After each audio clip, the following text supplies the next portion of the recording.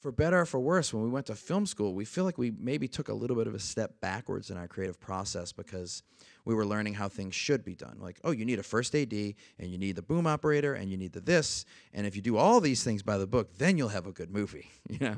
And so we did one of those movies, and it was terrible.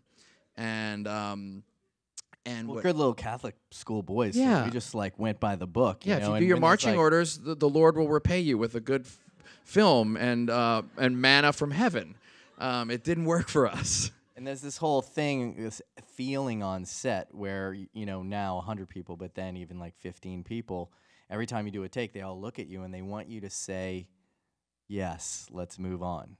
And it's very, very hard to defy that urge, especially when you're like a people pleaser. I think that's one of the hardest skills to learn as a director is not to people please in that very moment when everyone wants to move on. Production wants to move on to save money. All the crew members want to move on so they feel like they have done what you needed and made them feel good. And to be able to say in that moment, like, guys, we don't have it, and we may have to actually rewrite this scene, and Jay and I are going to have to walk around the block. Like, we were not capable of doing that. And that's a very hard thing to do.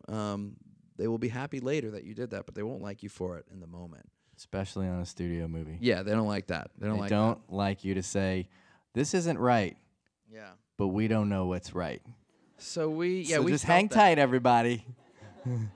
So kind of, I guess this was like 2002. We're making this terrible feature film that no one has seen, and we're following all those rules, and our guts are telling us this is not good, and the movie wasn't good. So we buried it, and then you know, we were doing what we always do. I was sleeping in Jay's apartment in Austin, and we were watching Coen Brothers movie and feeling really bad about ourselves.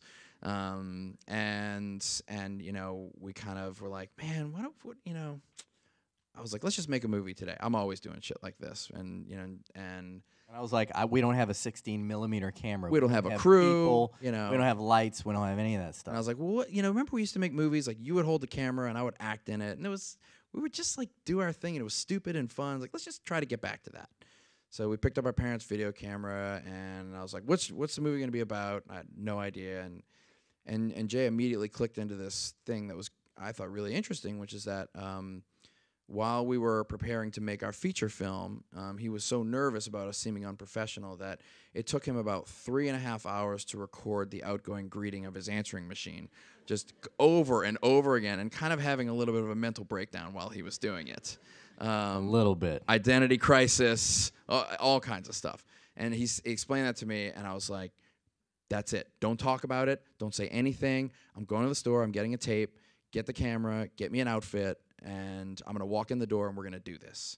And no lighting, onboard microphone, dead pixel in the frame. And Jay filmed me for 20 minutes while I improvised this take. And we started clicking into that kind of brother speak that we used to do when we were little, where it was a kind of nonverbal communication. And he would nudge me and go over here and do this thing, you know. And we showed it to some friends, and our friend David Zellner, who's a great filmmaker, who made Kumiko the Treasure Hunter. If you haven't seen it, it's really lovely. A bunch of you didn't nominate it for Academy Award. You're all responsible. He helped us edit it down to like 8 minutes, and we're like, there's something in here. I mean, it's the ugliest. We didn't know what it was. Yeah. Because it was just so endemic to who we are and what we go through on a daily basis.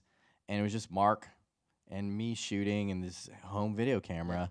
But we had this weird feeling that it was the first time that we were looking at, when I was shooting something, I couldn't stop laughing, and I was devastated and laughing at the same time. It had sad and funny, which is what we're like when we're talking in conversation. And it was alive. Like, it was alive in that moment. And it wasn't controlled by a film crew or decreed by anything. It was just like Mark was doing this thing, and then I was filming it as it was happening. And then that movie got accepted to Sundance and played in a shorts program next to a $750,000 short film, and everybody liked ours better. And to this day, yeah, thank you very much. To this day, it is the ugliest and worst sounding film to ever play at the Sundance Film Festival, 100%. But it really, there was something in it, and we kind of were like, oh, I think this is us and what we have to offer. And one thing we try to tell filmmakers when they're coming up is not only to try and make short little movies like that so you can kind of find your voice. We made a big movie and realized it wasn't our voice, and it depressed us a lot. We try to say, make your little 5-minute shorts. And then, once you find that voice, it usually has something to do with those private conversations you're having with your best friends or your spouse or your siblings, where it's 1 a.m. and you're giggling about something and maybe crying a little bit. And that usually is your sauce, like your special sauce. And it took us a while to kind of figure out how to tap into that, but we find that that's usually where the good stuff is.